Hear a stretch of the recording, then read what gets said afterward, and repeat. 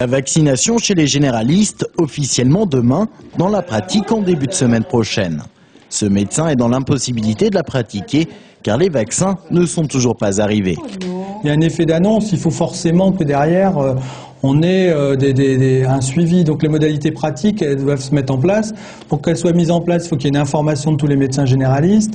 Donc les préfets ont en charge d'informer les représentants des médecins libéraux. Il faudra que les médecins généralistes aillent chercher les vaccins dans les centres de vaccination qui existent. Ces vaccins devraient arriver dans les centres de vaccination d'ici la fin de semaine. Ils seront unidoses pour éviter les pertes. Les médecins qui souhaitent vacciner devront se porter volontaires. À ce jour, une dizaine en Indre-et-Loire. Pourtant, cette revendication des syndicats de médecins libéraux avait été formulée dès le mois de septembre. La population n'avait pas confiance dans les politiques, ne croit pas trop les médias, parce qu'il y a eu tellement de messages contradictoires que les gens étaient complètement perdus et que les seuls messages qui pouvaient passer, c'était ceux qu'ils pouvaient obtenir d'un cabinet médical et que nous délivrions au fur et à mesure de nos consultations. Mais ce nouveau dispositif arrive, selon les syndicats, un peu trop tard.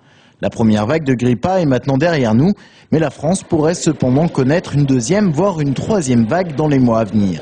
Une question, les cabinets médicaux seront-ils surchargés? Pour les médecins, la réponse est non. Les cas de grippe saisonnière sont peu nombreux en Indre-et-Loire actuellement, et les médecins ne s'attendent pas à une vaccination massive dans les cabinets. Je pense que c'est un intérêt pour les patients à risque, les patients fragiles, qu'on maintient à domicile, et le fait d'avoir à sa disposition ce vaccin permettra de les vacciner plutôt que d'avoir à les transporter par des transports sanitaires jusqu'au centre de vaccination où ils auraient attendu. Ça, je pense que là, il y a une demande et on n'avait pas de réponse pour l'instant, donc ça, c'est bien. Les médecins généralistes pourront vacciner de deux façons. Dans le cadre des consultations habituelles, ou réserver une demi-journée pour la vaccination et ne faire payer que 6,50 €, cette dernière possibilité étant la moins envisagée par les médecins. Mais dans ces deux cas de figure, les patients devront nécessairement avoir sur eux leur bon de vaccination.